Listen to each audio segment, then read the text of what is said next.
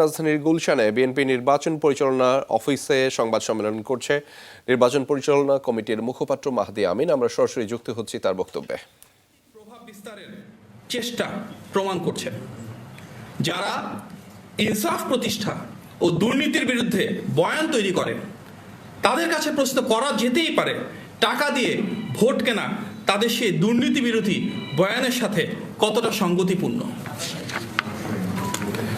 সৈয়দপুর বিমানবন্দর কাণ্ডকে বিচ্ছিন্ন বলে দেখার সুযোগ নেই, কারণ দেশের অন্যান্য জায়গার মতো জামাতের আমিরের নির্বাচনী আসন ঢাকা 15তেও একই রকম অবৈধ অনৈতিক লেনদেনের ঘটনা সংঘটিত হতে দেখা গিয়েছে। আরও দেখা গিয়েছে কুমিল্লা, নোয়াখালী, খুলনা সহ দেশের অসংখ্য জায়গায়। ইতিপূর্বে দেশটি আমরা দেখেছি দেশব্যাপী দলটির নেতাকর্মীরা বাসায় বাসায় গিয়ে ভোটারদের বিকাশ নম্বর ও ভোটার আইডি নিয়েছিলেন।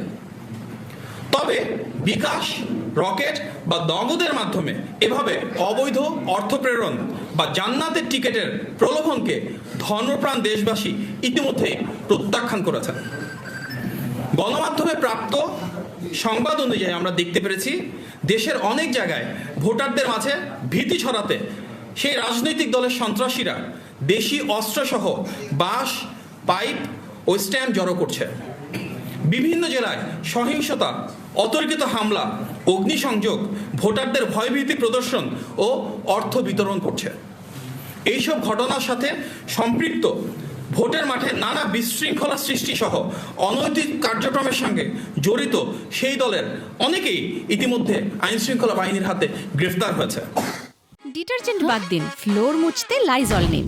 লাইজল ডিটারজেন্ট থেকে 10 গুণ বেশি পরিষ্কার করে চিটচিটে ভাব দূর করে। ঘর হয় কমপ্লিট ক্লিন। Lysol clean.